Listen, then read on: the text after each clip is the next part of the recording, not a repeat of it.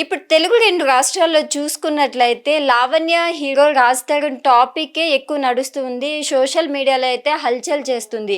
So, ఈ topic పైన నాతో పాటు మాట్లాడడానికి కరాటి కళ్యాణి గారు ఉన్నారు. అయితే ఆవిడని అడిగి మరిన్ని విషయాలు తెలుసుకుందాం. నమస్తే మ్యామ్. నమస్తే.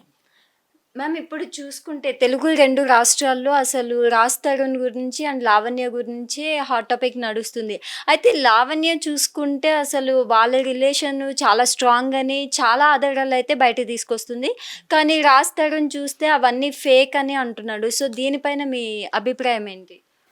ఆహ్, ఈ రోజుల్లో విచ్చలవిడితనం పెరిగిపోయి ఎవరికి నచ్చినట్టు వాళ్ళు బ్రతకడం కోసం తల్లి, తండ్రి మాట వినకుండా ఎవరేం చెప్పినా మేము పెద్దోళ్ళం అయిపోయాం, మేము మేజర్స్, మాకు నచ్చినట్టు మేము ఉంటాము, మీరెవరు అడగడానికి అని తల్లిదండ్రులను క్వశ్చన్ చేసి, వెల్ విషర్స్‌ని క్వశ్చన్ చేసి ఇట్లా తయారై విచ్చలవిడితనం ఎక్కువైపోయిన తర్వాత ఇలాంటివన్నీ జరుగుతుంటాయి.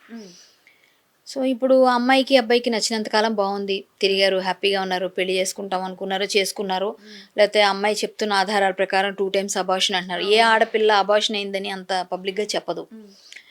నేను ఇతనితో ఉన్నాను అని. ఓకే. అది చెప్తే నమ్ముతారని చెప్పే ఆడవాళ్ళు కూడా లేరని నేననను. మేబీ ఈ అమ్మాయి అలా చెప్తుందంటే అది ఆధారమేనని నేను అనుకుంటున్నాను. ఆడపిల్ల మాతృత్వాన్ని అంత ఈజీగా తీసుకోదు నాకు తెలిసి. సో, అమ్మాయి పెళ్లి చేసుకుంటాడు కదా అని అబ్బాయితో సహజీవనం చేసిందా? లేకపోతే కలిసి పెళ్ళే చేసుకున్నారా? ప్రూఫ్స్ అన్ని అమ్మాయి తెచ్చిపెడుతుంది. మరి అబ్బాయి దగ్గర కూడా ఉంటే తెచ్చిపెట్టాలి. తెచ్చిపెట్టట్లేదు అంటే సంథింగ్ ఈజ్ మెస్సీ. అంటే అక్కడ ఏదో మెస్సీ ఉందన్నట్టే. మరి మెస్సీ ఉందా లేదా అన్నది అబ్బాయి బయటకొచ్చి తన ప్రూఫ్స్ తెచ్చినప్పుడే మనకు అర్థమవుతుంది. ఏదో ఆడియో లీక్స్ ఏవో కట్ చేసేసి వదిలేస్తే కాదు. తను కూడా ఈఎంఐ లాగా ప్రాపర్ వేలో నేను ఇగో హాస్పిటల్లో ఇక్కడ అడ్మిట్ అయ్యాను, ఇక్కడ నాకు ఆపరేషన్ అయింది, లేకపోతే అదే అయింది, ఇదిగో ఇక్కడ మీ ఇద్దరం కలిసి ఉన్నాం, ఈ అపార్ట్మెంట్లో వైఫ్ అండ్ హస్బెండ్ అని మేము చెప్పుకోలేదు, మీ ఇద్దరం ఫ్రెండ్స్ అని చెప్పుకున్నాం అని అబ్బాయి సంథింగ్ ఏదన్నా తీసుకురావాలి. ఇప్పుడు ఈ అమ్మాయి మేము ఇద్దరం పెళ్లి చేసుకున్నాం, ఇక వాళ్ళ ఫ్యామిలీతో నేను ఉన్నాను, వాళ్ళ ఫ్యామిలీ నన్ను చాలా బాగా చూసుకున్నారు, వాళ్ళకి నేను హెల్ప్ చేశాను అన్నీ చెప్తుంది కదా. మరి ఇవన్నీ కూడా అబ్బాయి ఖండించాల్సిన పని ఉంది. ఇప్పుడు అమ్మాయిలు మోసపోవడం ఎక్కువగా చూస్తాం మనం. అబ్బాయిలు మోసపోవట్లేదా మీ దృష్టిలో అంటే అబ్బాయిలు మోసం చేసే అమ్మాయిలు కూడా ఈ రోజుల్లో చాలా ఎక్కువే ఉన్నారు. మనమే అమ్మాయిలు చిన్నోళ్ళు వాళ్ళ పాపం అమ్మాయికులు అని నేను అన్నాం. వాళ్ళు చాలా ముదురులే, వీళ్ళు ముదురులే. కానీ వీళ్ళు ఇప్పుడు ఈ అబ్బాయి హీరో కాబట్టి ఎంత గట్టిగా మాట్లాడుతున్నారు. హీరో కాకపోతే పట్టించుకోరు. ఎవరో సామాన్యులు అయితే ఒకరోజు మాట్లాడితే వదిలేస్తారు, ఇన్ని రోజులు డ్రాగ్ చేయరు. ఇప్పుడు అబ్బాయి మీద 493, 420 ఇంకేవో సమ్ సెక్షన్స్ పెట్టారు, అప్లికబుల్ అయ్యాయి. ఇప్పుడు ఆ అప్లికబుల్ అయిన సెక్షన్స్లో నాన్ బెయిలబుల్ కూడా ఉంది కాబట్టి అబ్బాయికి 41 CRPC ఇస్తారా, లేకపోతే బెయిల్ తీసుకుంటాడా, లేకపోతే అబ్బాయిని అరెస్ట్ చేస్తారా అన్నది మనం చూడాలి. బట్ ఈ అమ్మాయి ఆవేదనలో కొంత అయితే అర్థం ఉంది. అబ్బాయిలు ఇట్లా చాలా మంది అబ్బాయిలు చీట్ చేస్తున్నారని చాలా మంది అమ్మాయిలు మా దగ్గరకు వస్తారు, కొంచెం హెల్ప్ చేయండి మేడం, పోలీస్ స్టేషన్ రండి, తోడు రండి, మేము వెళ్తే మమ్మల్ని పట్టించుకోవట్లేదు, మీరు వస్తే కొంచెం మాకు సపోర్ట్ చేస్తారు, మీరు ఫేస్ని బట్టి మాకు కొంచెం రెస్పెక్ట్ ఇచ్చి ఆవిడ వచ్చింది కదా వాళ్ళతో అని చెప్పేసి కొంచెం మర్యాదగా మాట్లాడతారు, లేకపోతే వాడితో తిరిగినప్పుడు లేదా ఇట్లా నీచంగా మాట్లాడే ఉన్నాయని చాలా కేసెస్కి వెళ్ళి చాలా మంది అభాగ్యులకి హెల్ప్ చేసిన ఉన్నాయి. నేను వెళ్ళాను ప్రత్యక్షంగా, నేను వెళ్తాను, ఎవరు ఏ టైంలో అడిగినా వెళ్తాను. అర్ధరాత్రి కాల్ చేసినా నాకు అవకాశం ఉంటే మొన్న ఒక లవ్ జిహాద్ కేసు కోసం బంజారా హిల్స్ లో 12 గంటల దాకా కూర్చున్నాను. 3 days అయిందంతే. 3 days కిందట చెప్తున్నా. అంటే నేను ఎప్పుడు ఎంతవరకు చేయగలిగితే అంతవరకు నా వంతు నేను హెల్ప్ చేస్తూనే ఉంటాను పీపుల్కి. అంటే నేను ప్రతిదీ పబ్లిసిటీ చేసుకోను, బట్ నేను మ్యాక్సిమం సమాజ సేవ అని అయిపోతుంది. సో ఇప్పుడు ఏంటంటే నన్ను ఒక సోషల్ అంటే నేను సోషల్ యాక్టివిస్ట్ లాగా, అదే మీరు చెప్పినట్టుగా ఇంతకుముందు సోషల్ వర్క్ చేస్తాను, సోషల్ యాక్టివిస్ట్ అన్నది ఇప్పుడు యాక్చువల్గా హిందూ యాక్టివిస్ట్ నేను. సో ఈ రెండు కలిపి నేను చేస్తున్న సమయంలో నా వరకు సమాజం పట్ల బాధ్యతాయుతంగా నేను ఏ వరకు నా వల్ల పనికొస్తుందంటే నేను హెల్ప్ఫుల్గా ఉంటున్నాను. అలాగే ఈ లావణ్య విషయంలో కూడా అక్కడ రాజ్ తరుణ్ హీరోనా, డైరెక్టరా, ప్రొడ్యూసరా, ఇంకొకరా, విలనా, ఇవన్నీ పక్కన పెడదాం.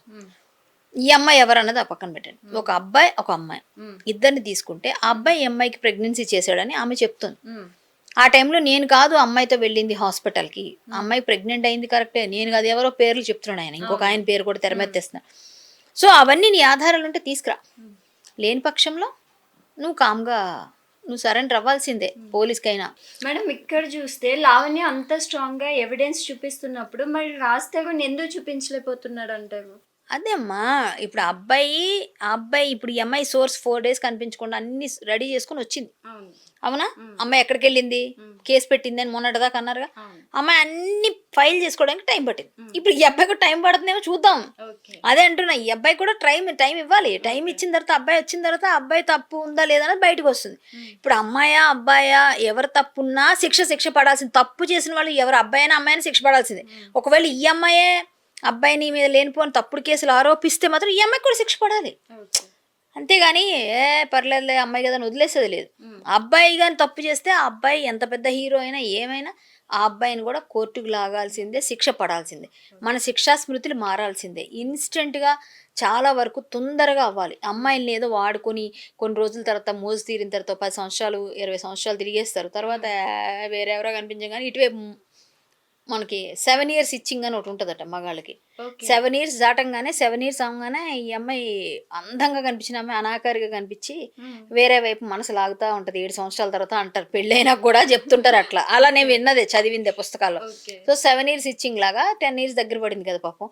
ఈ అమ్మాయి నచ్చక ఇంకొక అమ్మాయి హీరోయిన్తో సన్నిహితంగా ఉన్నాడన్నది ఈ అమ్మాయి అభియోగం. ఫస్ట్ ఈ అబ్బాయి మీద కేసు పెట్టలేదు. అమ్మాయికి ఎంత ఇంకా ఏంటంటే అబ్బాయితో ఉండాలి, అబ్బాయిని పెళ్లి చేసుకోవాలి. అబ్బాయి వస్తే ఇప్పటికి కూడా నాకు ఏం వద్దు, నాకు పెళ్లి కావాలి. 20,000 అడిగితే ఇవ్వలేదు అబ్బాయి. నేను డబ్బులు లేక నేను ఇబ్బంది పడుతున్నాను కదా, కుక్కలకు భోజనం పెట్టడానికి కూడా ఇబ్బంది పడుతున్నా. సో నేను 20,000 అడిగాను, అమ్మాయికి 4 లక్షలు ఖర్చు పెడతాను నెలకి, నా దగ్గర ఉన్నాయి ఆధారాలు అంటుంది ఆమె. సో అబ్బాయికి అమ్మాయి అంటే ఇష్టం వేరే అమ్మాయి మీద కలిగింది కాబట్టి ఈ అమ్మాయి నచ్చట్లేదు. ఆబ్వియస్లీ ఈ అమ్మాయి అరుపులో వచ్చి ఏదో ఎక్కడో నచ్చవు ఇద్దరికి. సో ఇద్దరికి కంపాటబిలిటీ లేనప్పుడు ఆటోమేటిక్గా గొడవలు వస్తాయి. సో అదేదో జరిగింది. మనం లోతుగా వెళ్ళి అంటే వాళ్ళ వైపు నుంచి ఆలోచిస్తే మనకు అర్థమవుతుంది. మన దీనిలో ఉండి మనకు అర్థం కాదు కదా. మనం ఎక్కడ మాట్లాడినా కూడా వాళ్ళ ఏ పరిస్థితిలో ఉన్నారో. సో వాళ్ళిద్దరూ బయటకు వచ్చిన తర్వాత ఈ అమ్మాయి వచ్చింది. ఈ అమ్మాయి అన్ని ఆధారాలు పోలీసులు సేకరించి ప్రాథమికంగా కేసులు కట్టారు. ఇప్పుడు అబ్బాయిని ఏ విధంగా తీసుకుంటారో, అబ్బాయి ఏం తీసుకొస్తాడో చూసినాక మనం మాట్లాడాలి. ఒకవైపే తోసేలేము. ఇప్పుడు అబ్బాయి తప్పుందో లేదో తెలియదు కదా. ఇప్పుడు వీళ్ళిద్దరు పర్సనల్ ఇష్యూ. అబ్బాయి హీరో కాబట్టి ఇంతమంది వస్తున్నారండి. అదే హీరో కాబట్టి మీరు ఎందుకు అడుగుతారు? అడగరు. ఒక్కరోజు అయిపోయింది, ఎవరో అమ్మాయిని మోసం చేశాడు అబ్బాయి, ఇలా వాడుకుని వదిలేశాడు అనేసి వదిలేస్తారు.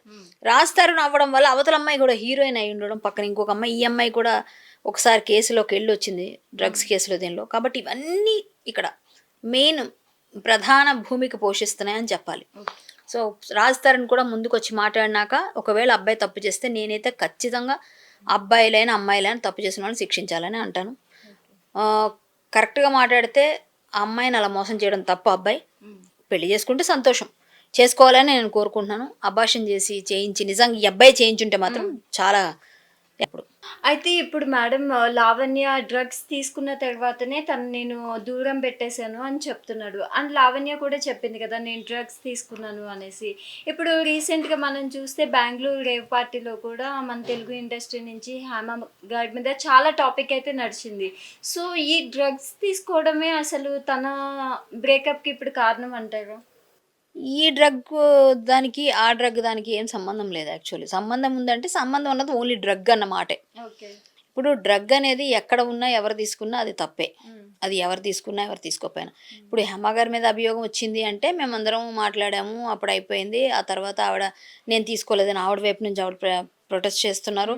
సో కాదు ఆవిడ కానీ తీసుకోలేదు, నేను అందులో లేను, ఏదో అయిందని సంథింగ్ ఏమో ఆవిడ వైపు నుంచి ఆవిడ నిరూపించుకుంటే ఆవిడ నిర్దోషిగా వస్తే సంతోషం.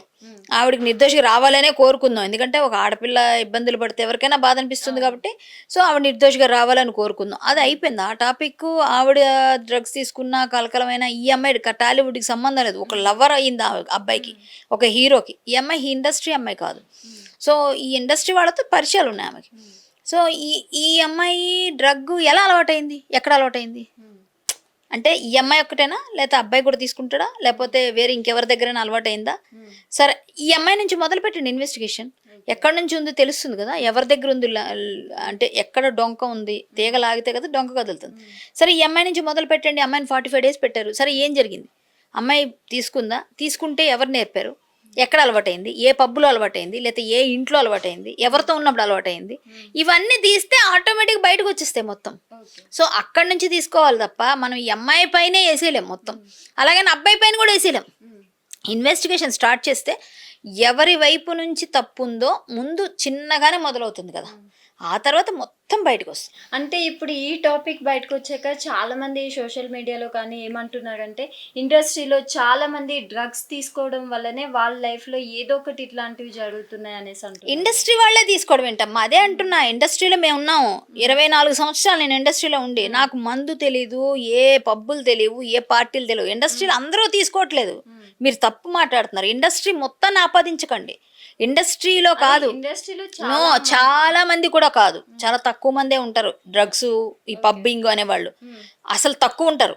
అది ఈ మధ్య అందరూ ఏదో బయట తిరగాలి, సోషల్గా తిరిగితేనే ఇండస్ట్రీలో అవకాశాలు వస్తాయని కొంతమంది వెళ్ళి, చాలామంది అమ్మాయిలు అంటే విన్నాను కూడా నేను. మాకు సోషల్గా మూవ్ అయిపోతే మాకు ఎక్కడైనా పబ్బుల్లో పరిచయం అయితేనే బాగా మందు కొట్టి అక్కడ తిరుగుతున్నప్పుడే అందరూ పరిచయాలు అవుతారని ఇలా చెప్తే తిట్టా నేను. ఆ మందులు తాగి పబ్బుల్లో తిరిగితేనే పరిచయాలు పెరగవమ్మా, ఎవరు చెప్పారు మీకు? ఇండస్ట్రీలో మీకు ప్యాషన్ ఉండి, ఇండస్ట్రీ మీద ఇది ఇంట్రెస్ట్ ఉండి మీరు నిజంగా ట్రై చేస్తే మీకు వేషం పడుతుంది, అది వేరే. కానీ ఇది దీనికి దానికి అది పెట్టుకోవద్దు లింకులు. మేము అలా వెళ్ళిపోయి పబ్బుకి అలవాటు ఏమని మాట్లాడుతున్నదని చాలా మంది తిడతాను నేను. సో ఇప్పుడు నేను ఇన్ని సంవత్సరాల నుంచి, నన్ను ఎప్పుడైనా చూసారా మీరు పబ్బుల్లో ఎక్కడైనా? నేను 24 సంవత్సరాల నుంచి చెప్తున్నా. ఏదైనా ఫంక్షన్ ఉంటే వెళ్ళుంటే అకేషనల్, అది వేరే మొగ. నేను 1-2 సార్లు ఫంక్షన్కి వెళ్ళా, అది కూడా నేను అలా వెంటనే బయటకు వచ్చేస్తాను. నేను చెప్తున్నా అండి, పబ్బు మందు తాగడం మన వ్యక్తిగతం. నాకెవరు నోరు తెరిచి పోయరు, ఎవరు నాకు అలవాటు చేసి బలవంతంగా ఎవరు. ఎంత డిప్రెషన్లో, నేను డిప్రెషన్లో చాలా, మా నాన్నగారు పోయిన బాగా డిప్రెషన్కి వెళ్ళిపోయినా. నా డిప్రెషన్ నాకు తెలుసు, మీతో మాట్లాడచ్చు, నాకు ఉంటుంది కదా పర్సనల్. సో దానివల్ల తాగేస్తాం, దానివల్ల మందు కొడతాం అంటే అది కుదరదు. అది మన పర్సనల్గా మనకు సెల్ఫ్ కాన్ఫిడెన్స్ అని ఉంటుంది, అది కోల్పోయినప్పుడే ఎవడో చెప్పింది వింటావు నువ్వు. నీ కాన్ఫిడెన్స్ నీకు ఉన్నప్పుడు నువ్వు ఎవడ చెప్పింది వినవు. సో అది తప్పు, నేను తప్పుడు స్టేట్మెంట్.